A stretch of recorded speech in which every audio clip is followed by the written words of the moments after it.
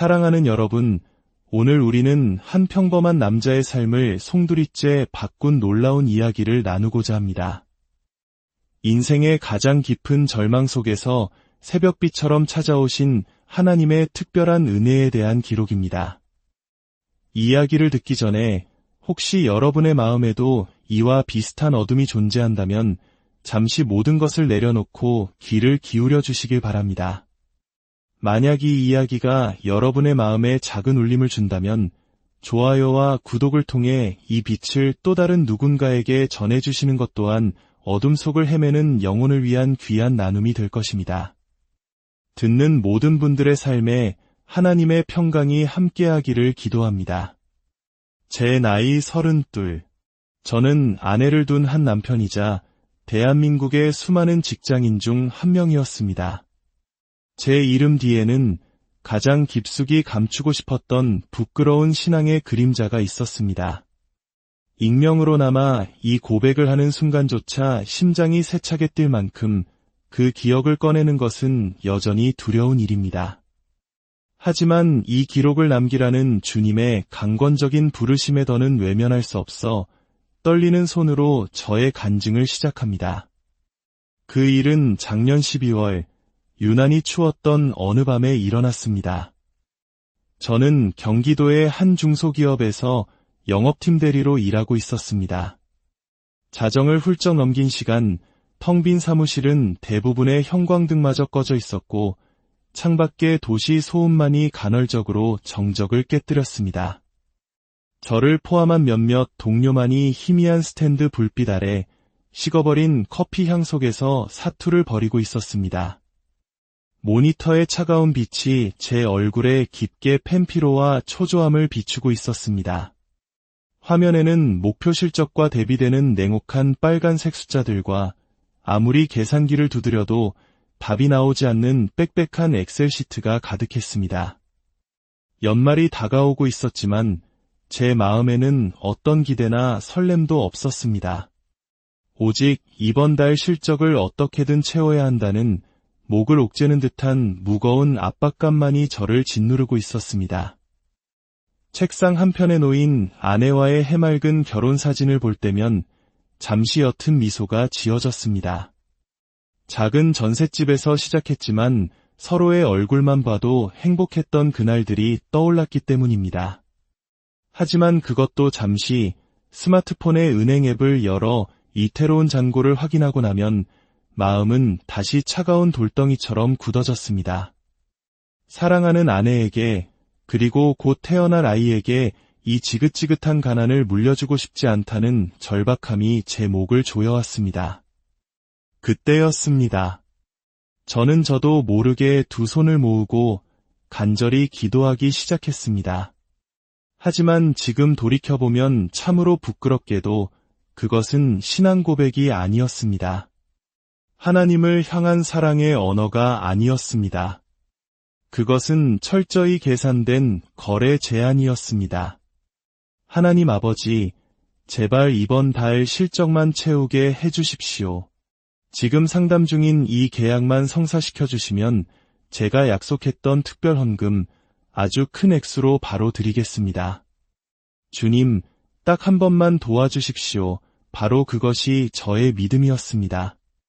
주님은 제게 인격적인 사랑의 아버지가 아니셨습니다. 그저 저의 성공을 위해 거래할 수 있는 저의 필요를 채워주는 거대한 능력의 공급처일 뿐이었습니다. 저의 보물은 하늘에 있지 않았고 오직 이 땅의 실적과 돈, 그리고 그것으로 살 수 있는 안정감에 있었습니다. 그러니 저의 마음은 단 하루도 평안할 날이 없었던 것입니다. 그때 저는 결코 알지 못했습니다. 제가 그토록 간절히 구하던 세상의 풍요가 실은 제 영혼을 가장 메마르고 공허하게 만드는 무서운 독이었다는 사실을 말입니다. 그리고 그날 밤 주님께서는 그처럼 어리석고 눈먼 저를 더 이상 그냥 내버려 두지 않으셨습니다. 주님의 놀라운 계획이 바로 그 절망의 밤에 저를 기다리고 있었습니다. 거래와도 같았던 기도를 마친 저는 무거운 몸을 이끌고 사무실을 나섰습니다. 밖에는 예고했던 대로 폭설이 쏟아지고 있었습니다. 차가운 핸들을 잡자 한기가 손끝까지 전해졌습니다. 제 낡은 국산차의 와이퍼는 쉴 새 없이 눈을 닦아냈지만 거세게 퍼붓는 눈발의 시야는 점점 흐려졌습니다. 하지만 제 마음은 오직 이번 계약만 성공하면 되라는 단 하나의 생각에 사로잡혀 있었습니다. 제 영혼의 눈이 어두워지니 제 육신의 눈 또한 앞을 제대로 보지 못했던 것입니다. 이 상황을 빨리 벗어나고 싶다는 조급한 마음 하나가 저를 지배했습니다. 결국 저는 눈길임에도 불구하고 앞서가는 차를 추월하기 위해 핸들을 꺾었습니다. 바로 그 순간이었습니다. 타이어가 빙판길을 움켜쥐는 감각이 사라지고 차체가 섬뜩하게 떠오르는 느낌이 들었습니다. 제 차는 마찰력을 잃고 얼어붙은 도로 위에서 속절없이 미끄러지기 시작했습니다. 제 의지와는 상관없이 차체는 생명 없는 새덩이처럼 겉돌았고 눈앞의 세상이 끔찍한 속도로 회전하는 동안 제게 남은 것은 얼어붙은 공포뿐이었습니다. 짧은 찰나, 이렇게 죽는구나 하는 생각이 스쳤습니다. 이윽고 차는 중앙분리대의 가드레일을 그대로 들이받았고 길을 먹먹하게 만드는 둔탁한 충격음과 함께 터져나온 에어백의 화약 냄새가 코를 찔렀습니다. 그리고 그 충격을 마지막으로 제 의식은 깊은 어둠 속으로 까마득히 가라앉았습니다. 얼마의 시간이 지났을까요? 모든 소음과 고통이 사라진 절대적인 고요함 속에서 저는 다시 눈을 떴습니다. 그러나 제 눈에 보인 것은 사고 현장의 처참함이나 병원의 차가운 천장이 아니었습니다.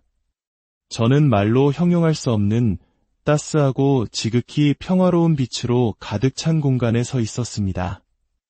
그 빛은 존재 자체를 부드럽게 감싸는 어머니의 품과 같은 온기를 지니고 있었습니다. 몸은 깃털처럼 가벼웠고 조금 전까지 저를 짓누르던 모든 불안과 초조함, 어깨의 통증까지 거짓말처럼 사라져 있었습니다. 그리고 제 앞에 그분이 서 계셨습니다. 바로 우리 주님, 예수 그리스도이셨습니다. 저는 한눈에 그분을 알아보았습니다. 그런데 제가 그토록 뵙고 싶었던 주님의 얼굴에는 기쁨이나 평안이 서려 있지 않았습니다. 그분의 눈에는 세상의 모든 슬픔을 다 담은 듯한 깊고도 애통한 눈빛이 가득했습니다. 마치 사랑하는 자식이 잘못된 길로 걸어가는 것을 지켜보는 아버지의 마음처럼 그 눈빛은 저의 영혼 가장 깊은 곳을 꿰뚫어 보시는 듯했습니다. 저는 그 슬픔의 눈빛을 마주하는 순간 이유를 알 수 없는 거대한 부끄러움에 감히 고개를 들 수가 없었습니다. 주님께서는 아무 말 없이 그 슬픔이 가득한 손을 들어 한 곳을 가리키셨습니다. 제 시선이 그분의 손끝을 따라 향하는 순간 빛으로 가득했던 공간이 일그러지며 변하기 시작했습니다. 저의 첫 번째 환상이 그렇게 시작되고 있었습니다. 저를 감싸던 평화로운 빛의 공간은 순식간에 사라졌습니다. 눈앞에는 제가 평생 보아왔던 그 어떤 건물보다도 거대하고 화려한 웅장하다 못해 이압적인 교회 건물의 내부가 펼쳐졌습니다. 바닥은 사람의 얼굴이 비칠 정도로 맑게 닦인 최고급 대리석으로 깔려 있었고 하늘을 향해 뻗은 기둥들과 천장의 장식들은 마치 유럽의 대성당을 그대로 옮겨놓은 듯 정교했습니다. 특히 예배의 중심이 되어야 할 강대상은 눈이 부실 정도의 금박으로 덮여 그 자체만으로도 엄청난 권위와 부를 뿜어내고 있었습니다. 세상적인 기준으로 볼 때 완벽한 하나님의 집처럼 보였습니다. 하지만 그 화려함 속에는 무언가 결정적인 것, 바로 생명이 빠져 있었습니다. 저는 이끌리듯 맨발로 차가운 대리석 바닥을 밟았습니다. 그러자 발바닥을 통해 영혼까지 시릴 듯한 냉기가 온몸으로 퍼져나갔습니다. 그것은 살아있는 성전의 따스함이 아니라 잘 관리된 거대한 무덤의 냉기였습니다. 이상한 기분에 이끌려 강대상으로 다가가 손을 뻗어 보았습니다. 그토록 눈부시게 빛나던 금박 강대상 위에는 아무도 신경 쓰지 않은 듯 두꺼운 먼지가 하얗게 내려앉아 있었습니다. 하나님의 말씀이 선포되어야 할 가장 거룩한 곳이 그저 값비싼 장식품으로 전락하여 방치되고 있었던 것입니다. 그곳에 하나님은 계시지 않았습니다. 바로 그때 어디선가 찬양이 시작되었습니다. 최고급 음향 장비를 통해 흘러나오는 연주는 기술적으로 완벽했고 수백 명의 찬양대가 부르는 찬양은 한치의 오차도 없는 완벽한 화음이었습니다. 그러나 제 영혼은 그 찬양에서 아무런 감동도 은혜도 느낄 수 없었습니다. 제 귀에는 그 모든 소리가 그저 공허한 울림처럼 잘 짜인 연극의 배경음악처럼 들릴 뿐이었습니다. 고개를 들어 찬양을 드리는 사람들을 바라보았습니다. 수많은 사람들이 두 손을 높이 들고 혹은 눈을 감고 찬양에 몰입한 듯 보였습니다. 그러나 주님께서 열어주신 영적인 시야로 본 그들의 모습은 처참했습니다.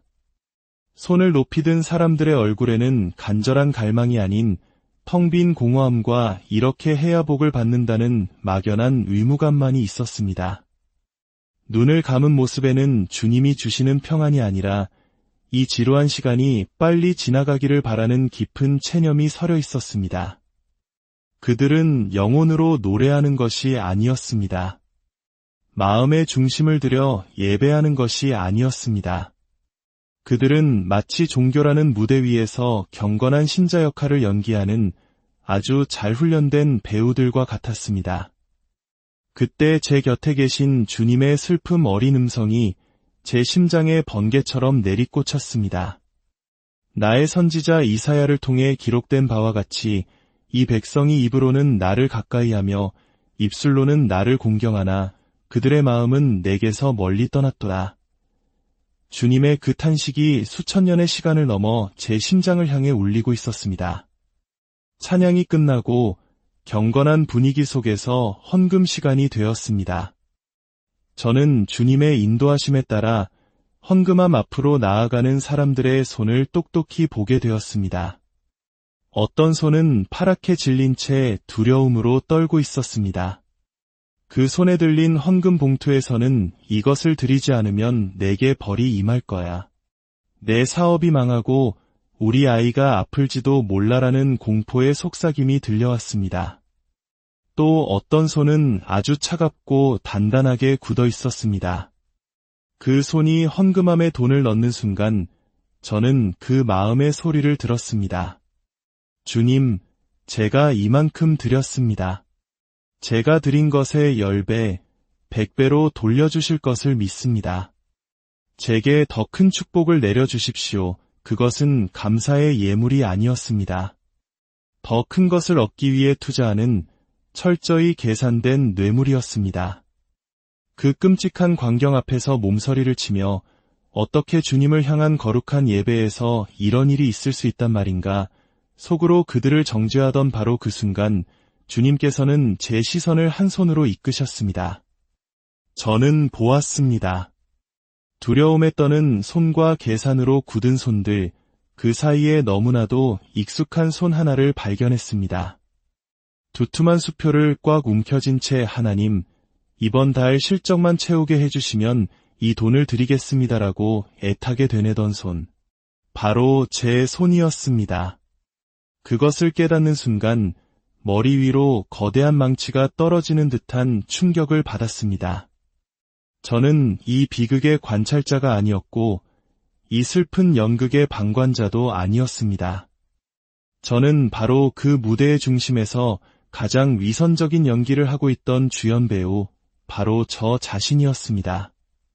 두려움과 계산으로 들여진 그 모든 돈들이 헌금함 속으로 사라지는 순간 그것들은 굶주리고 헐벗은 이웃에게 흘러가는 생명의 강물이 되지 않았습니다. 그 돈들은 차갑고 딱딱한 벽돌로 변하여 생명 없는 이 교회의 외벽을 더욱 높고 화려하게 치장하는 데 쓰이고 있었습니다. 제가 제 손을 목격한 바로 그 순간 주님께서는 이것이 바로 너의 믿음이었다 하시는 듯한 슬픈 눈빛으로 저와 마주치셨습니다. 그리고 제 위선이 만들어낸 결과가 무엇인지 보여주시려는 듯 다시 한번 저를 이끄셨습니다. 화려했던 교회의 모습은 신기루처럼 사라졌고 저는 또 다른 환상 속으로 빨려 들어갔습니다. 정신을 차렸을 때 저는 끝이 보이지 않는 거대한 감옥의 한가운데에 서 있었습니다. 하늘은 희뿌연 안개로 가려져 있었고 사방에서는 깊은 절망과 무기력의 한숨 소리만이 들려왔습니다. 놀랍게도 그곳은 일반적인 감옥이 아니었습니다. 그 형태는 분명 교회의 모습을 하고 있었지만 그 안에는 자유와 기쁨 대신 차가운 억압과 슬픔만이 가득했습니다. 감옥 안에는 셀 수 없이 많은 사람들이 있었습니다. 그들은 모두 똑같은 모양의 잿빛 죄수복을 입고 있었고 그 얼굴에서는 어떠한 생기도 찾아볼 수 없었습니다. 더욱 충격적인 것은 그들을 가두고 있는 감옥의 창살이었습니다. 그 창살은 차가운 쇠로 만들어진 것이 아니었습니다. 그것은 바로 순종, 희생, 헌신이라는 너무나도 거룩하고 아름다운 이름들로 만들어진 눈에 보이지 않는 강력한 쇠사슬이었습니다. 그들은 순종이라는 이름 아래 자신의 생각과 감정을 포기하도록 강요받았고 희생이라는 이름 아래 자신의 삶을 돌보지 못할 만큼 모든 것을 내어주어야 했으며 헌신이라는 이름 아래 가정과 자신을 파괴하면서까지 교회 일에 얽매여 있었습니다. 이 무서운 감옥을 다스리는 간수들은 다름 아닌 가장 경건하고 거룩한 표정을 한 일부 교회의 지도자들이었습니다. 그들은 죄수처럼 갇힌 성도들 사이를 거닐며 아주 부드럽고 인자한 목소리로 외치고 있었습니다. 사랑하는 성도 여러분, 여러분이 지금 겪는 고난은 하나님께 큰 영광이 되는 줄 믿으시기 바랍니다. 가난은 여러분을 거룩하게 만드는 축복의 십자가입니다. 그저 순종하며 여러분의 모든 것을 주님께 바치십시오. 그들의 목소리는 너무나 달콤하고 설득력이 있어서 갇혀있는 성도들은 그 말을 조금도 의심하지 않았습니다. 오히려 그들은 아멘을 외치며 자신의 고난을 당연한 것으로 심지어 자랑스러운 신앙의 훈장으로 여기는 듯했습니다. 하지만 주님께서는 제게 그 위선 뒤에 감추어진 끔찍한 진실을 보여주셨습니다. 성도들을 향해 가난의 영성을 설파하던 그 지도자들의 등 뒤에서는 바로 그 가난한 성도들에게서 짜낸 헌금으로 차려진 세상에서 가장 화려하고 기름진 만찬이 벌어지고 있었습니다. 가난은 거룩하다는 거짓말에 속아 자신의 모든 것을 바치는 성도들의 영혼에서 아주 희미한 빗줄기들이 빠져나와 간수들의 몸을 살찌우고 그들의 만찬을 더욱 풍성하게 만드는 에너지원이 되고 있었습니다. 스스로의 영혼을 팔아 스스로를 가두는 감옥을 더욱 견고하게 만들고 있었던 것입니다. 이것은 교회가 아니었습니다. 이것은 양들을 돌보는 목장이 아니었습니다. 이곳은 거룩을 위장하여 순진한 영혼들을 사육하고 그들의 영혼을 착취하여 자신들의 배를 불리는 거대한 영혼의 농장이었습니다. 분노와 슬픔에 몸을 떨며 저 위선적인 지도자들의 가면을 벗겨내야 한다고 주먹을 쥐던 바로 그때 주님께서는 제 시선을 죄수들의 행렬 가장 앞으로 이끄셨습니다. 저 무기력한 죄수들의 행렬맨 앞에서 잿빛 죄수복을 입고 텅 빈 눈으로 서 있는 한 남자. 가난은 거룩한 십자가라는 말을 굳게 믿으며 자신의 모든 것을 짠에 바치던 바로 그 사람. 그 사람이 바로 고재환, 저 자신이었습니다.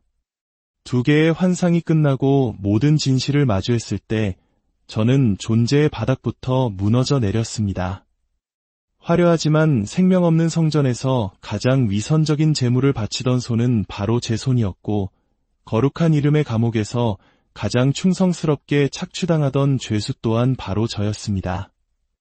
제가 믿음이라 여겼던 모든 것이 한낱 자기 기만이었음을 깨달은 그 끔찍한 자기 인식 앞에서 저는 비참한 얼굴을 바닥에 묻고 울부짖을 수밖에 없었습니다. 주님, 제가 바로 그 눈먼 위선자였습니다. 주님의 집을 차가운 무덤으로 만들고 스스로를 오가맨 자가 바로 저입니다. 제가 믿어온 모든 것이 거짓이면 대체 무엇을 붙잡고 살아야 합니까? 이제 저는 어떻게 해야 합니까? 제발 저에게 참된 길을 알려주십시오. 모든 것이 끝났다고 생각했습니다. 이토록 더럽고 위선적인 죄인은 마땅히 영원한 어둠 속으로 던져져야 한다고 생각했습니다. 그런데 바로 그때 지극히 따스하고 부드러운 손길이 제 어깨를 감싸 안았습니다. 고개를 들자 눈물로 흐려진 제 시야 너머로 주님께서 제 앞에 엎드려 저를 바라보고 계셨습니다. 그리고 그 손, 못자국이 선명한 바로 그 거룩한 손으로 제 얼굴의 더러운 눈물과 콧물을 닦아주고 계셨습니다. 저는 너무나 황송하고 부끄러워 몸을 피하려 했지만 주님은 저를 더욱 강하게 끌어안으시며 말씀하기 시작하셨습니다. 내 사랑하는 아들아, 두려워 말아라. 너의 그 통회하는 마음이 바로 내가 기다려온 가장 귀한 재물이란다. 내가 그토록 불안하고 공허했던 이유는 단 하나다. 내 보물이 있는 그곳에 내 마음도 있기 때문이다. 너는 썩어 없어질 세상의 보물을 좇았기에 내 마음이 단 한순간도 참된 안식을 누리지 못했던 것이다. 이제 내가 너에게 참된 보물이 있는 곳과 참된 생명의 길을 알려주겠다. 주님께서는 제 눈을 바라보시며 세 가지의 분명한 가르침을 주셨습니다. 첫째로, 나의 집을 다시 지으라. 내가 보았던 그 화려한 건물은 나의 집이 아니다. 나는 차가운 대리석과 금으로 지은 집에 사는 것이 아니라 상하고 통회하는 너의 그 마음 속에 거하기를 원한다. 규칙에 얽매인 제사를 그치고 이제부터는 사랑과 긍휼로 너의 마음의 성전을 다시 지어라. 굶주린 내 이웃에게 건네는 빵 한 조각이 값비싼 보석으로 장식된 황금잔보다 나를 더 기쁘게 하는 예물이니라. 둘째로, 나의 양들을 먹이라. 나는 선한 목자이니 양들을 위하여 내 목숨을 버린다. 그러나 사꾼 목자는 이리가 오는 것을 보면 양을 버리고 달아나느니라. 내가 보았던 그 감옥의 간수들은 나의 양들의 털을 깎아 자신의 배를 채우는 사꾼들이었다. 나의 교회는 한 사람의 위대한 목자가 수많은 양들을 다스리는 곳이 아니다. 서로가 서로에게 목자가 되어주고 서로의 상처를 보듬어주는 사랑의 공동체, 그것이 바로 나의 교회다. 마지막으로 주님께서는 제게 가장 큰 위로와 해방의 말씀을 주셨습니다. 셋째로, 내가 주는 참된 풍요를 누리라. 수고하고 무거운 짐 진 자들아, 다 내게로 오라. 내가 너희를 쉬게 하리라. 아들아, 내가 너에게 약속한 풍요는 세상이 말하는 소유의 풍요가 아니었다. 그것은 모든 두려움과 정죄와 억압으로부터 자유로워지는 참된 자유함의 풍요였다. 가난이 거룩하다거나 고난이 축복이라는 사꾼들의 거짓말에 더 이상 속지 말아라. 내가 십자가에서 피 흘려 너에게 선물한 것은 죄수의 누더기 옷이 아니라 바로 자유라는 왕의 옷이었다. 너는 더 이상 세상의 노예도 율법의 죄수도 아니다. 너는 나의 피값으로 산 하늘나라의 존귀한 왕자다. 주님께서는 엎드려 있는 제 어깨에 손을 얹으시고 제 영혼을 뒤흔드는 음성으로 선포하셨습니다. 그 음성이 들리는 순간 제 몸을 덮고 있던 잿빛 죄수복이 먼지처럼 스르륵 사라지고 그 자리에는 빛으로 짠 듯한 눈부신 옷이 입혀지는 것을 느꼈습니다. 이제 그만 울고 일어나라. 그리고 내가 내게 입혀주는 이 자유라는 왕의 옷을 입고 기쁨으로 살아가라. 그것이 나를 가장 영화롭게 하는 너의 예배이니라. 그 말씀을 듣는 순간 제 영혼을 짓누르던 모든 죄책감과 절망, 수십 년간 저를 올가매던 불안과 두려움의 사슬이 쨍하는 소리와 함께 끊어지는 것을 느꼈습니다. 그리고 그 자리에는 세상이 결코 줄 수도 알 수도 없는 하늘의 평강과 기쁨이 강물처럼 밀려들어와 제 존재 전체를 가득 채웠습니다. 저는 비로소 진정한 복음을 만난 것입니다. 주님의 마지막 말씀이 제 영혼에 부드럽게 잦아들자 저를 감싸고 있던 따스한 빛이 순간적으로 눈을 뜰 수 없을 만큼 강렬해졌습니다. 제 존재 전체가 그 빛 속으로 완전히 흡수되는 듯한 느낌이 들었고 저는 깊은 평안 속에서 의식을 잃었습니다. 단조로운 기계음과 사람들의 웅성거림 속에서 힘겹게 눈을 떴을 때 제 눈에 들어온 것은 낯선 병실의 하얀 천장이었습니다. 날카로운 소독약 냄새가 코를 찔렀고 온몸의 감각이 천천히 돌아오면서 둔탁한 통증이 느껴지기 시작했습니다. 온몸을 짓누르는 통증보다 먼저 시야에 들어온 것은 침대 옆 의자에 엎드려 쪽잠을 자고 있는 아내의 모습이었습니다. 제가 없는 사이 얼마나 울었는지 퉁퉁 부은 눈과 깊은 시름에 지쳐 잠든 그 모습을 보는 순간 심장이 쿵 하고 내려앉았습니다. 제가 미세하게 몸을 움직이자 아내가 놀라 잠에서 깨어났습니다. 저와 눈이 마주친 순간 아내의 눈에서는 참았던 눈물이 터져 나왔습니다.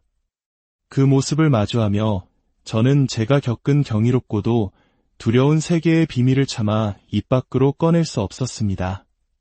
다만 과거의 그늘이 모두 사라진 깊고 고요한 평안이 깃든 얼굴로 아내를 바라보았습니다. 제 눈가에서도 한 줄기 눈물이 흘렀습니다. 그것은 절망의 눈물이 아닌 저 같은 죄인을 버리지 않으시고 자유라는 왕의 옷을 입혀주신 주님의 은혜에 대한 감격의 눈물이었습니다. 저는 아내의 손을 마주 잡으며 조용히 다짐했습니다. 이제 다시는 세상의 보물을 위해 살지 않으리라.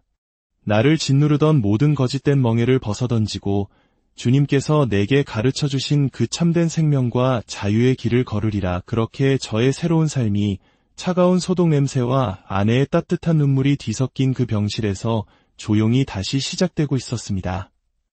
그날의 사고로부터 몇 달이 흐른 지금 저는 햇살이 잘 드는 조용한 카페 창가에 앉아 이 길고도 놀라운 이야기를 기록하고 있습니다. 퇴원 후 저의 삶은 이전과 완전히 달라졌습니다.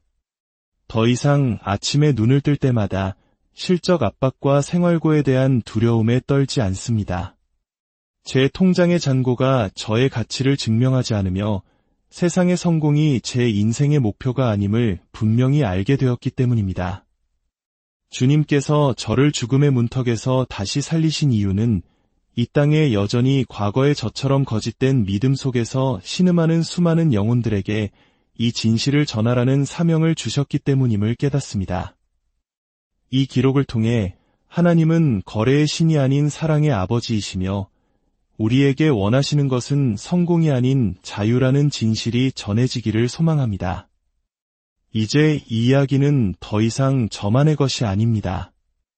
이 기록이 여러분 각자의 마음밭에 작은 씨앗처럼 떨어져 각기 다른 모양의 위로와 깨달음으로 움트기를 기도할 뿐입니다.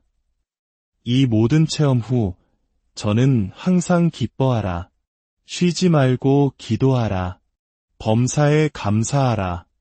이는 그리스도 예수 안에서 너희를 향하신 하나님의 뜻이니라 하신 말씀이 이제야 제 삶의 진정한 의미가 되었음을 고백합니다. 이 이야기를 끝까지 들어주신 모든 분들께 우리에게 참된 자유를 선물하시는 주님의 은혜와 평강이 사랑하는 여러분, 오늘 우리는 한 평범한 남자의 삶을 송두리째 바꾼 놀라운 이야기를 나누고자 합니다. 인생의 가장 깊은 절망 속에서 새벽빛처럼 찾아오신 하나님의 특별한 은혜에 대한 기록입니다.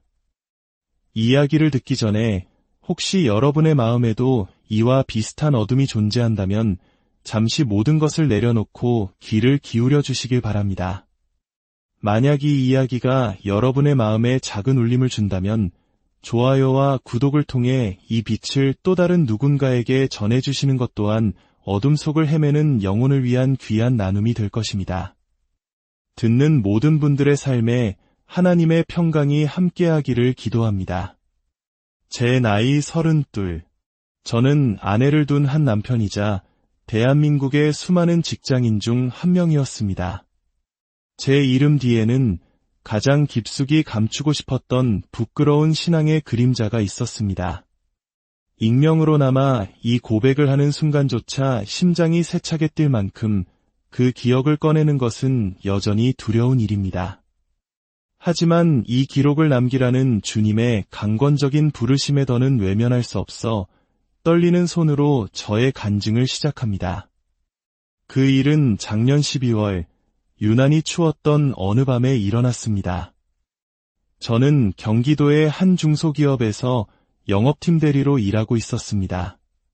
자정을 훌쩍 넘긴 시간, 텅 빈 사무실은 대부분의 형광등마저 꺼져 있었고 창밖에 도시 소음만이 간헐적으로 정적을 깨뜨렸습니다. 저를 포함한 몇몇 동료만이 희미한 스탠드 불빛 아래 식어버린 커피 향 속에서 사투를 벌이고 있었습니다. 모니터의 차가운 빛이 제 얼굴에 깊게 펜피로와 초조함을 비추고 있었습니다. 화면에는 목표 실적과 대비되는 냉혹한 빨간색 숫자들과 아무리 계산기를 두드려도 답이 나오지 않는 빽빽한 엑셀 시트가 가득했습니다.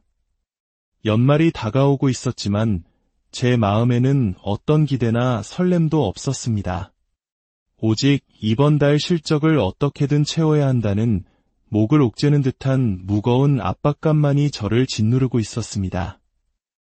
책상 한편에 놓인 아내와의 해맑은 결혼 사진을 볼 때면 잠시 옅은 미소가 지어졌습니다. 작은 전셋집에서 시작했지만 서로의 얼굴만 봐도 행복했던 그날들이 떠올랐기 때문입니다. 하지만 그것도 잠시 스마트폰의 은행 앱을 열어 이태로운 잔고를 확인하고 나면 마음은 다시 차가운 돌덩이처럼 굳어졌습니다.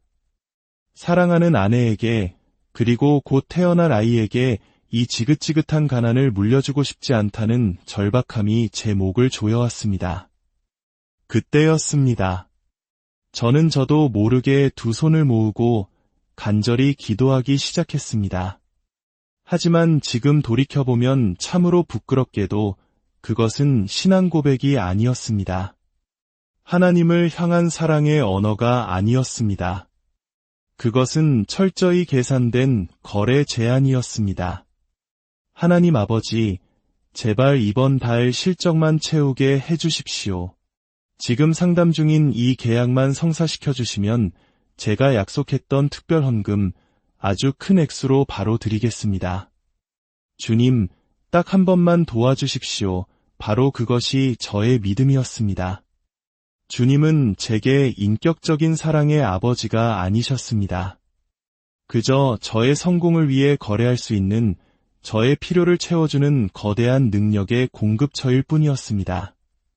저의 보물은 하늘에 있지 않았고 오직 이 땅의 실적과 돈, 그리고 그것으로 살 수 있는 안정감에 있었습니다. 그러니 저의 마음은 단 하루도 평안할 날이 없었던 것입니다. 그때 저는 결코 알지 못했습니다. 제가 그토록 간절히 구하던 세상의 풍요가 실은 제 영혼을 가장 메마르고 공허하게 만드는 무서운 독이었다는 사실을 말입니다. 그리고 그날 밤 주님께서는 그처럼 어리석고 눈먼 저를 더 이상 그냥 내버려 두지 않으셨습니다. 주님의 놀라운 계획이 바로 그 절망의 밤에 저를 기다리고 있었습니다. 거래와도 같았던 기도를 마친 저는 무거운 몸을 이끌고 사무실을 나섰습니다. 밖에는 예고했던 대로 폭설이 쏟아지고 있었습니다. 차가운 핸들을 잡자 한기가 손끝까지 전해졌습니다. 제 낡은 국산차의 와이퍼는 쉴 새 없이 눈을 닦아냈지만 거세게 퍼붓는 눈발의 시야는 점점 흐려졌습니다. 하지만 제 마음은 오직 이번 계약만 성공하면 되라는 단 하나의 생각에 사로잡혀 있었습니다. 제 영혼의 눈이 어두워지니 제 육신의 눈 또한 앞을 제대로 보지 못했던 것입니다. 이 상황을 빨리 벗어나고 싶다는 조급한 마음 하나가 저를 지배했습니다. 결국 저는 눈길임에도 불구하고 앞서가는 차를 추월하기 위해 핸들을 꺾었습니다. 바로 그 순간이었습니다. 타이어가 빙판길을 움켜쥐는 감각이 사라지고 차체가 섬뜩하게 떠오르는 느낌이 들었습니다. 제 차는 마찰력을 잃고 얼어붙은 도로 위에서 속절없이 미끄러지기 시작했습니다. 제 의지와는 상관없이 차체는 생명 없는 새덩이처럼 걷돌았고 눈앞의 세상이 끔찍한 속도로 회전하는 동안 제게 남은 것은 얼어붙은 공포뿐이었습니다. 짧은 찰나, 이렇게 죽는구나 하는 생각이 스쳤습니다. 이윽고 차는 중앙분리대의 가드레일을 그대로 들이받았고 길을 먹먹하게 만드는 둔탁한 충격음과 함께 터져나온 에어백의 화약 냄새가 코를 찔렀습니다. 그리고 그 충격을 마지막으로 제 의식은 깊은 어둠 속으로 까마득히 가라앉았습니다. 얼마의 시간이 지났을까요? 모든 소음과 고통이 사라진 절대적인 고요함 속에서 저는 다시 눈을 떴습니다. 그러나 제 눈에 보인 것은 사고 현장의 처참함이나 병원의 차가운 천장이 아니었습니다. 저는 말로 형용할 수 없는 따스하고 지극히 평화로운 빛으로 가득 찬 공간에 서 있었습니다. 그 빛은 존재 자체를 부드럽게 감싸는 어머니의 품과 같은 온기를 지니고 있었습니다. 몸은 깃털처럼 가벼웠고 조금 전까지 저를 짓누르던 모든 불안과 초조함, 어깨의 통증까지 거짓말처럼 사라져 있었습니다. 그리고 제 앞에 그분이 서 계셨습니다. 바로 우리 주님, 예수 그리스도이셨습니다. 저는 한눈에 그분을 알아보았습니다. 그런데 제가 그토록 뵙고 싶었던 주님의 얼굴에는 기쁨이나 평안이 서려 있지 않았습니다. 그분의 눈에는 세상의 모든 슬픔을 다 담은 듯한 깊고도 애통한 눈빛이 가득했습니다. 마치 사랑하는 자식이 잘못된 길로 걸어가는 것을 지켜보는 아버지의 마음처럼 그 눈빛은 저의 영혼 가장 깊은 곳을 꿰뚫어 보시는 듯했습니다. 저는 그 슬픔의 눈빛을 마주하는 순간 이유를 알 수 없는 거대한 부끄러움에 감히 고개를 들 수가 없었습니다. 주님께서는 아무 말 없이 그 슬픔이 가득한 손을 들어 한 곳을 가리키셨습니다. 제 시선이 그분의 손끝을 따라 향하는 순간 빛으로 가득했던 공간이 일그러지며 변하기 시작했습니다. 저의 첫 번째 환상이 그렇게 시작되고 있었습니다. 저를 감싸던 평화로운 빛의 공간은 순식간에 사라졌습니다. 눈앞에는 제가 평생 보아왔던 그 어떤 건물보다도 거대하고 화려한 웅장하다 못해 이압적인 교회 건물의 내부가 펼쳐졌습니다. 바닥은 사람의 얼굴이 비칠 정도로 맑게 닦인 최고급 대리석으로 깔려 있었고 하늘을 향해 뻗은 기둥들과 천장의 장식들은 마치 유럽의 대성당을 그대로 옮겨놓은 듯 정교했습니다. 특히 예배의 중심이 되어야 할 강대상은 눈이 부실 정도의 금박으로 덮여 그 자체만으로도 엄청난 권위와 부를 뿜어내고 있었습니다. 세상적인 기준으로 볼 때 완벽한 하나님의 집처럼 보였습니다. 하지만 그 화려함 속에는 무언가 결정적인 것, 바로 생명이 빠져 있었습니다. 저는 이끌리듯 맨발로 차가운 대리석 바닥을 밟았습니다.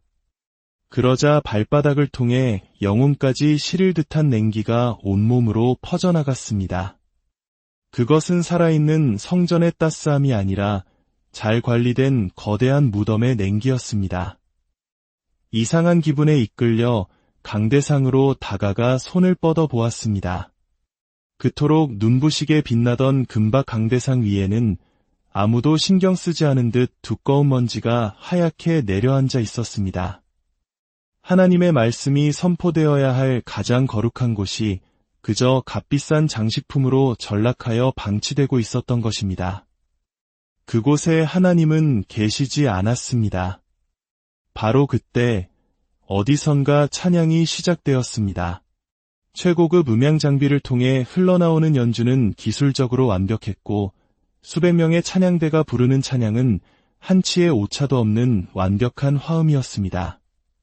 그러나 제 영혼은 그 찬양에서 아무런 감동도 은혜도 느낄 수 없었습니다.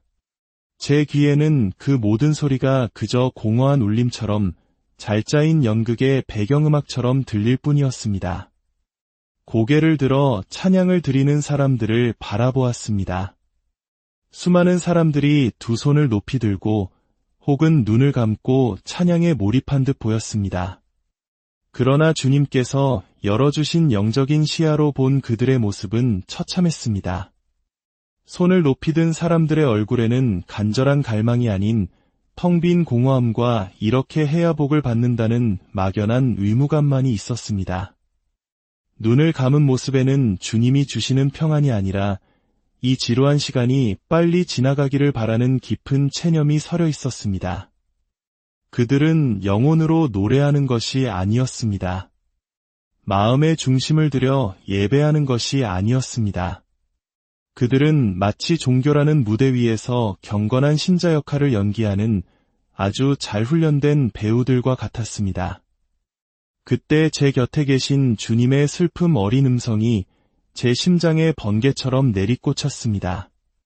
나의 선지자 이사야를 통해 기록된 바와 같이 이 백성이 입으로는 나를 가까이하며 입술로는 나를 공경하나 그들의 마음은 내게서 멀리 떠났도다.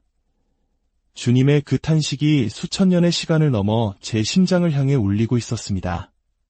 찬양이 끝나고 경건한 분위기 속에서 헌금 시간이 되었습니다. 저는 주님의 인도하심에 따라 헌금함 앞으로 나아가는 사람들의 손을 똑똑히 보게 되었습니다. 어떤 손은 파랗게 질린 채 두려움으로 떨고 있었습니다. 그 손에 들린 헌금 봉투에서는 이것을 드리지 않으면 내게 벌이 임할 거야. 내 사업이 망하고 우리 아이가 아플지도 몰라라는 공포의 속삭임이 들려왔습니다. 또 어떤 손은 아주 차갑고 단단하게 굳어 있었습니다. 그 손이 헌금함에 돈을 넣는 순간 저는 그 마음의 소리를 들었습니다. 주님, 제가 이만큼 드렸습니다. 제가 드린 것의 10배, 100배로 돌려주실 것을 믿습니다. 제게 더 큰 축복을 내려주십시오. 그것은 감사의 예물이 아니었습니다. 더 큰 것을 얻기 위해 투자하는 철저히 계산된 뇌물이었습니다. 그 끔찍한 광경 앞에서 몸서리를 치며 어떻게 주님을 향한 거룩한 예배에서 이런 일이 있을 수 있단 말인가 속으로 그들을 정죄하던 바로 그 순간 주님께서는 제 시선을 한 손으로 이끄셨습니다. 저는 보았습니다. 두려움에 떠는 손과 계산으로 굳은 손들, 그 사이에 너무나도 익숙한 손 하나를 발견했습니다. 두툼한 수표를 꽉 움켜쥔 채 하나님, 이번 달 실적만 채우게 해주시면 이 돈을 드리겠습니다라고 애타게 되뇌던 손. 바로 제 손이었습니다. 그것을 깨닫는 순간 머리 위로 거대한 망치가 떨어지는 듯한 충격을 받았습니다. 저는 이 비극의 관찰자가 아니었고 이 슬픈 연극의 방관자도 아니었습니다. 저는 바로 그 무대의 중심에서 가장 위선적인 연기를 하고 있던 주연 배우, 바로 저 자신이었습니다. 두려움과 계산으로 들여진 그 모든 돈들이 헌금함 속으로 사라지는 순간 그것들은 굶주리고 헐벗은 이웃에게 흘러가는 생명의 강물이 되지 않았습니다.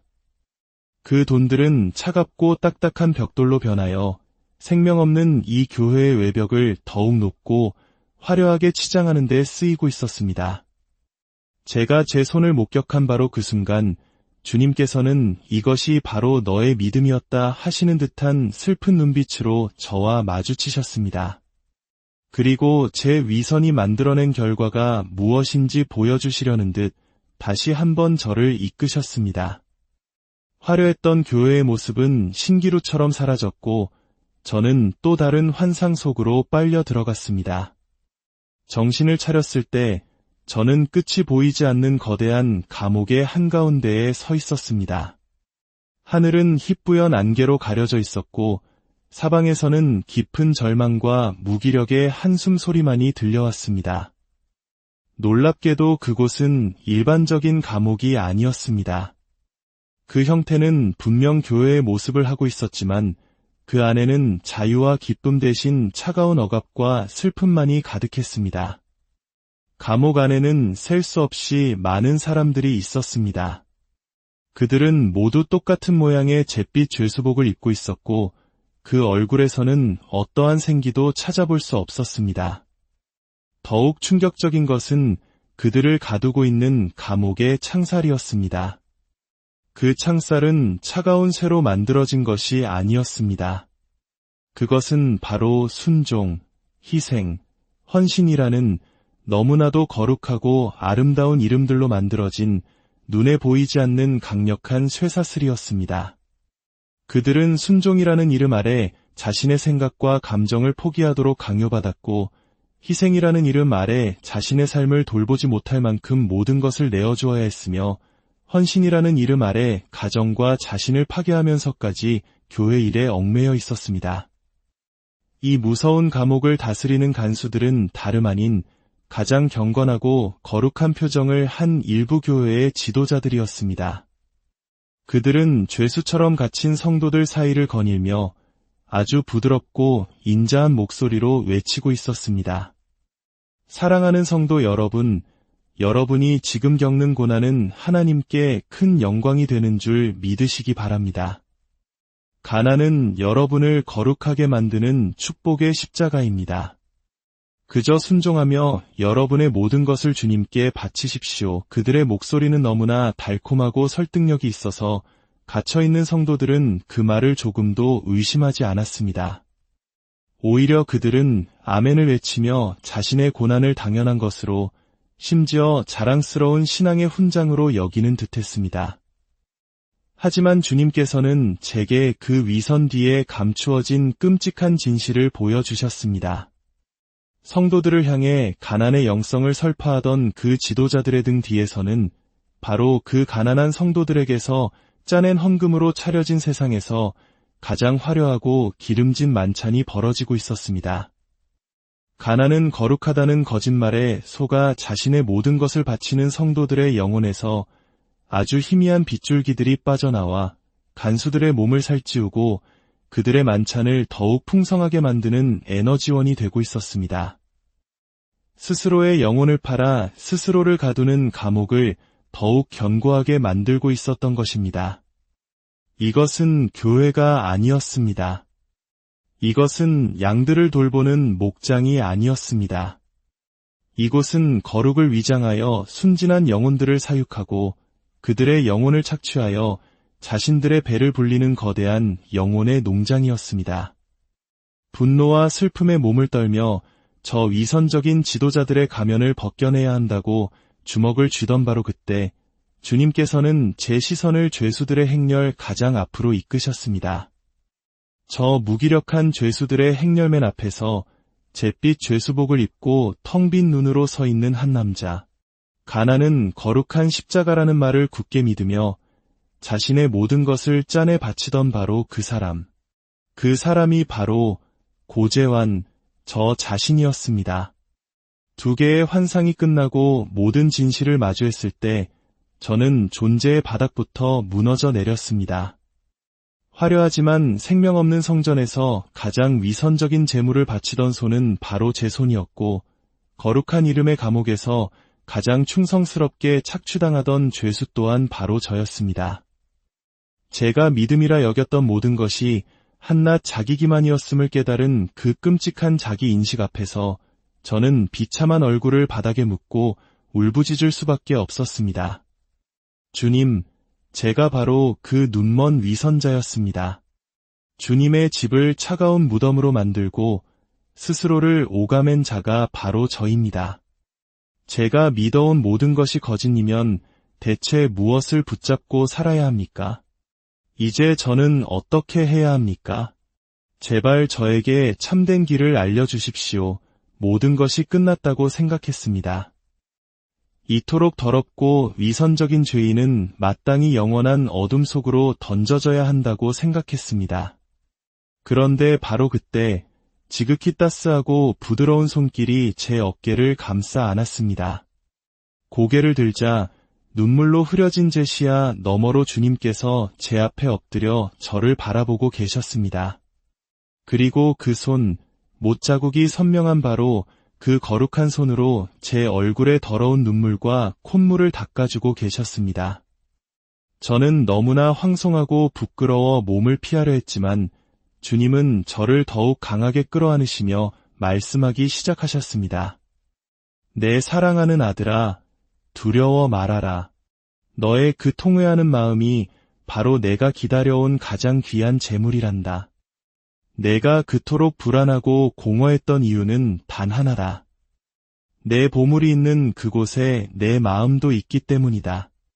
너는 썩어 없어질 세상의 보물을 좇았기에 내 마음이 단 한순간도 참된 안식을 누리지 못했던 것이다. 이제 내가 너에게 참된 보물이 있는 곳과 참된 생명의 길을 알려주겠다. 주님께서는 제 눈을 바라보시며 세 가지의 분명한 가르침을 주셨습니다. 첫째로, 나의 집을 다시 지으라. 내가 보았던 그 화려한 건물은 나의 집이 아니다. 나는 차가운 대리석과 금으로 지은 집에 사는 것이 아니라 상하고 통회하는 너의 그 마음 속에 거하기를 원한다. 규칙에 얽매인 제사를 그치고 이제부터는 사랑과 긍휼로 너의 마음의 성전을 다시 지어라. 굶주린 내 이웃에게 건네는 빵 한 조각이 값비싼 보석으로 장식된 황금잔보다 나를 더 기쁘게 하는 예물이니라.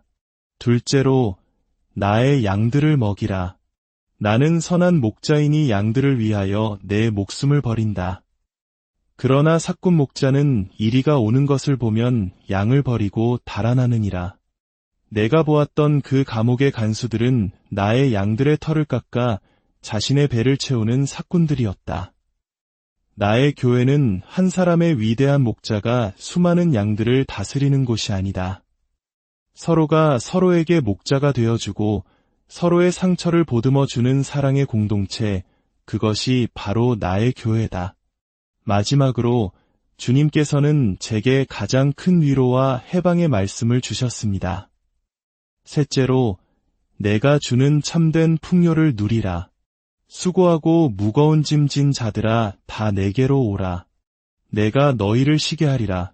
아들아, 내가 너에게 약속한 풍요는 세상이 말하는 소유의 풍요가 아니었다. 그것은 모든 두려움과 정죄와 억압으로부터 자유로워지는 참된 자유함의 풍요였다.